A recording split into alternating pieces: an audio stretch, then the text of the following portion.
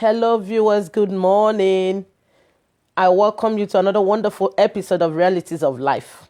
With you this morning on stage is Rev. Mrs. Melditz, Bede-Wealth, Ekpelibe. We have come to discuss what I put on my Facebook page the other time concerning how spouse, should spouse input in marriage be 50-50? Praise the Lord. Is it supposed to be 50-50? Praise Master. We are here now to talk on it. Families are what God created for the procreation on this planet Earth. Families is made up of a man and a woman. A man and a woman, not two men, not two women, but a man and a woman. So that procreation will be possible. Children are being brought into this world through families. Okay, this is why we have to be very careful. The man and the woman has to be very, very careful in whatever they do. Because children who are there that they have brought into this world, children are born imitators. Whatever I don't want a child to see, please don't do it. Whatever I don't want a child to see or notice, please don't do it. They are a set of people that does whatever they do, they see their parents do. That is what they do. Marriage is supposed to be built on love. Every relationship is built on love. So we have to be very careful what we do in marriages. For instance, before a man and a woman start staying together as husband and wife, they must have loved each other. The man must have seen in this lady is this lady is the better half of him. Somebody that can help him achieve his destiny, achieve his ministry on this planet Earth. And he now approaches the woman. The woman, having been approached by the man, says yes. It is now left for both of you to put your heads together and build up a solid marriage with a solid relationship.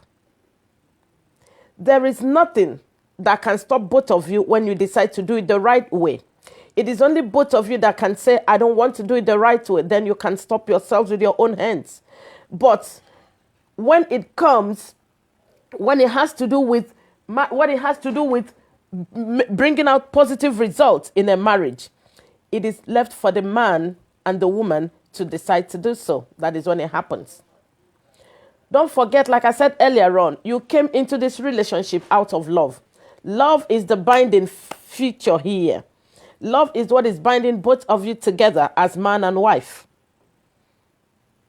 So, whatever you do, let this love lead. Allow this love lead. In a relationship, in a marriage, the relationship I'm talking about here is marital relationship. In a relationship, there is two kinds of contributions, financial and non-financial. Financial had to do with the money aspect, the financial aspect of the running of the home, while the other one, non-financial, had to do with other things apart from the finance, homekeeping. So, these are the two things that love in you should bring you together, both of you together, to accept on the one to do and how the one to follow, how to do it. The intent of every marriage is to produce tangible results, sweet results, if I should use that word. So, when both of you bring your heads together to check on how to move the family forward, let that love be there. Let whatever decisions you're making be built on that love. The next one is communication. How do you communicate with one another? To produce a long-lasting relationship, there must have to be adequate communication. A communication that flows, a communication that can be stopped, a communication that cannot be barred by anything. When I posted that thing on my Facebook, on my wall, I started talking to some of my friends, 50% of women were of the opinion that it has to be done 50-50, irrespective of their personal incomes. It has to be done 50-50. While 30% were of the opinion that let the breadwinner do the main work. And 20% has to say, no, it should be done out of understanding, love. Whoever that can move the family forward, let the person move the family forward, let the other person support him or her. But when I come to think of these things, the ones that said 50-50%, it should be done 50-50%, I've been asking God to help them out so that they will understand. One gave me an example. She said that when people that go into marriage, that go into relationship, they decide to live together outside wedlock, that whenever they come in contact, before they start something, they will draw it down on the paper that you bring 50, I bring 50. They stipulate whatever they want to contribute for the upkeep of the family, written down on the paper and signed. I told her there is no love in that. There's no love in that. Love doesn't show there. Adequate communication doesn't show there. The only thing I see there is they're trying to be lawful. They're just trying to bring law into the thing. Then why not go to the law? Why not go and meet a lawyer in his or her chamber to draft it for you? Constitution of our living together. It doesn't pay. It doesn't pay. The other people that said the breadwinner, I said there is nobody that was born with the name breadwinner written on the forehead. A man can be a breadwinner. A woman can be a breadwinner.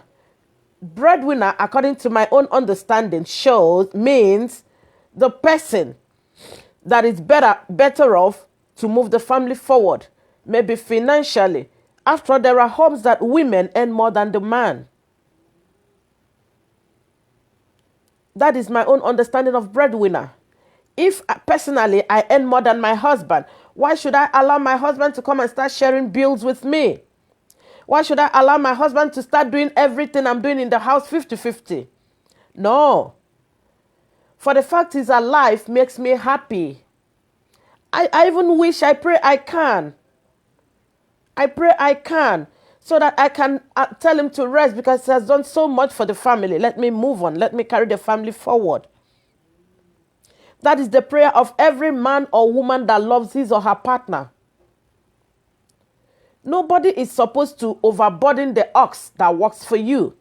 If you overburden the man, as you have tagged him breadwinner, and the man meets his untimely death, how do you move the family forward? We have to think. Before you take any decision, please think.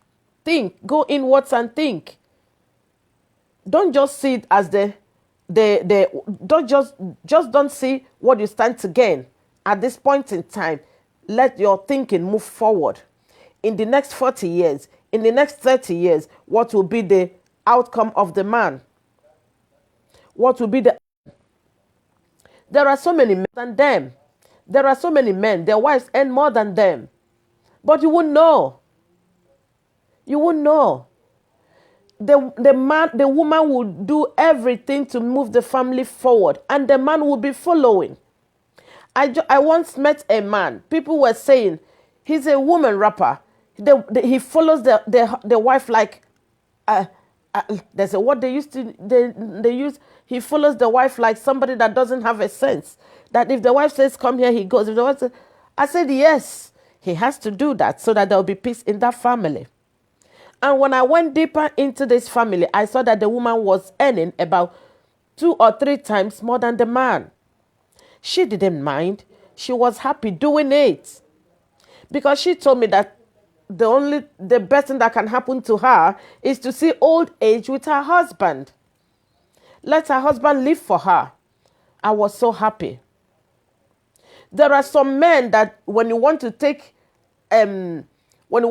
actions concerning the family or decisions concerning the family, you don't move your wife forward. You don't move your wife along with you.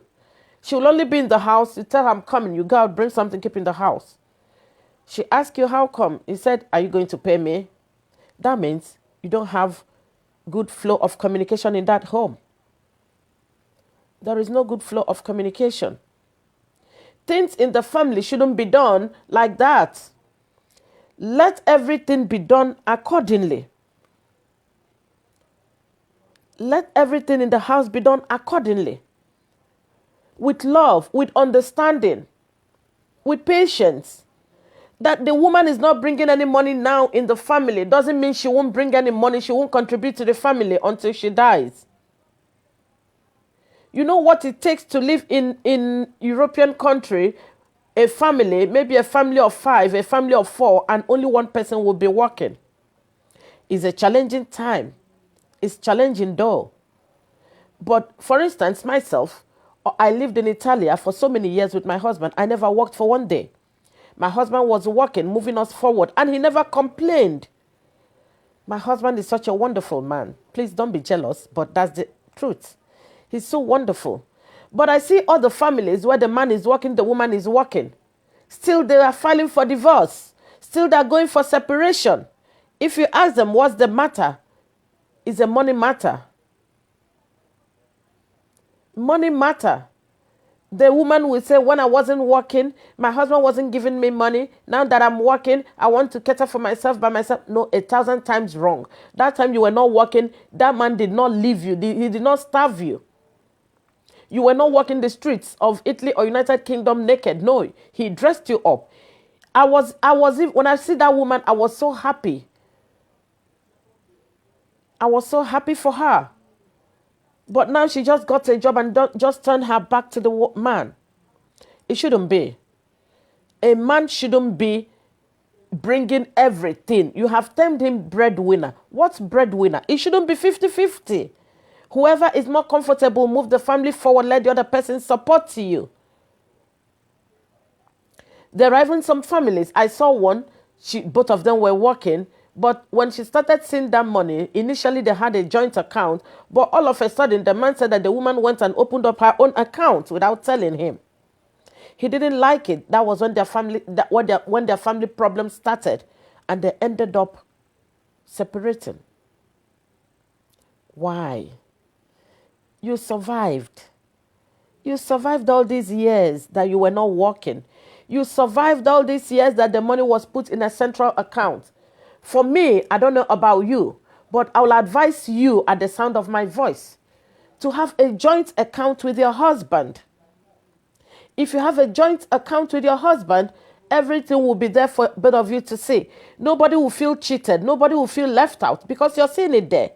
Nobody will accuse each other wrongly because any decision you want to make, it will be taken by both of you. I had always wished that I can have a very good job that will pay me, and I'll tell my husband, resign, go into full-time ministry so that I'll move the family forward because that guy has really done noble for me. I am just overblessed having him as my husband. Please don't be jealous, I said again. You can make your husband like that. It is what you give to your husband that you get back from the man. Are you making him uncomfortable in the house? Are you a nagger of a wife? Do you nag every step he takes? Are you the type of woman that don't allow your husband help his people? Are you the type of husband that doesn't want anything that will make your husband happy? 1,000 times no. Please see your husband as somebody that God has attached your destiny to his destiny so that you will help your husband achieve his own destiny. Please, don't allow your husband have bad times or because of you. When he wants to come home, he remembers you're there, he will stay out. He rather prefer to stay out instead of coming home. No, 1,000 times no. Don't give him don't force him to start living like that.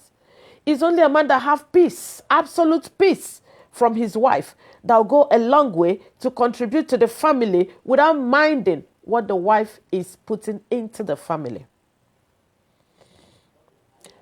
I won't tell you it doesn't happen.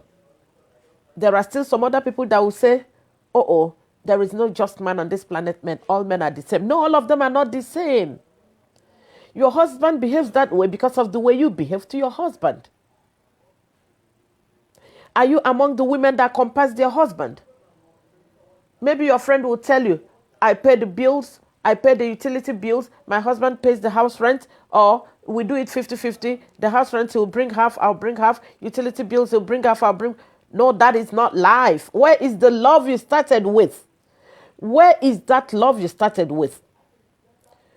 What is the things that you put in that family that will make your husband, even if he goes out and any woman is making signs to him, to notice them? And you said no. And he will say no. It depends on you. How do you treat him in the house? That is what determines the kind of husband you have out there. The behavior of your husband when he goes out. Are you a man that you don't want your wife to have a part of her salary to herself? Are you the kind of man that you want that wants your wife to bring in your own part of the house rent, of the utility bills, of the upkeeping of the home, even to buy groceries? You go with your wife and she'll bring part of it and you bring part of it. Are you that kind of man? Please say no. Say no. Stop. Don't. Say no. Don't stop it. It's not a good one. That your wife will not be comfortable with you. And when your wife is not comfortable with you at home, oh my God, I wonder what you want her to do. I wonder the kind of miracle you want to see in your home. At times, I might feel that I want to do something for my family. Not even at times, always. I want to do something that my husband will hail me and say, oh, sweetheart, I'm impressed. I'm so happy. Thank you. That is one of the things that gives me joy, that makes me happy. When my husband was taking care of me and the children without my working, without my contributing a penny to the upkeep of the home, and I was looking my best. At times he will tell me we're going to somewhere. We'll go to a boutique. He said, make a choice. As we went on one occasion, I said, I'm not taking anything. I don't want to choose. He said, why? I said, because you're overdoing these things. Please, can we just keep the money for upkeep of the home? He said, no. And the boutique, they were trying to close up. They closed by 6. So they said, please, we're about to close up. My husband said they should tell me to make my choice. So if they really want to close up. And one of the women came and said, please, my love, just make your choice. I was forced to just pick a pair of suits. Black suits. 3-piece. And he paid for it. It was so expensive. I told him, I don't like this. I'm happy though. Thank you. But he said, the only thing you can do for me is to be happy. Don't worry. You're not contributing now doesn't mean you won't contribute. But since we came to this part of the world, I find myself contributing and I'm happy about it. At times he will tell me, please spend it on yourself. Spend it on yourself. Do you know one thing? Upon I work and I'm being paid, my husband still dashes me money. At times he makes some transfers into my account. Don't be jealous. He'll make the transfer. He said, I want you to spend this money on yourself, not on the family. I said, okay, I will. And he'll be watching to see whether I bought a new thing. If he has not seen any, he says, sweetie, I've not seen anything you did with that money. I said, okay, tomorrow you escort me, I'll go and do it. And I'll take him, I'll go and do it. But he knows I'm being forced to do that. I want a situation, if I'm left on my own, I'll put all of them to the upkeep. I'll contribute it to my family upkeep. Who is this family? Is it not me, my husband that I love, and my kids that I love? This is the family. There's no external person here. Why should you share it? Why should it be 50-50? Why is the joy of your helping the man that you've come to fulfill his destiny with? Where is the joy? There is no joy in what you're doing. There is no joy. So I urge you today, please, if you're among the people that want input of a spouse in the family to be 50-50, always ask yourself, where is my love for this guy? Where is my love for this lady? Where is my love? What do I stand to gain? If I don't do it for them, who will I do it for? How good, how fluent is your communication with each other? Please, go inwards. and think back. It shouldn't be 50-50. Cancel everything 50-50 in your mind, in your agenda, in your contribution to the family. Cancel it 50-50. Cancel the 50-50 in your mind. Let love lead. At times, there are some things that might be present in the family. Maybe we want to move into a new house. I might even get the house, pay for the house, furnish the house, just to give my husband a surprise, and he'll be so happy. You as well, you can do it. Make that joy in your family last. Women, upward movement of our family is in our hands. Do you want the family to move forward? It's in your hands. Do you want the family to scatter? It's in your hands. I don't think you can just scatter what you've built up in years with your own hands in a twinkle of an eye.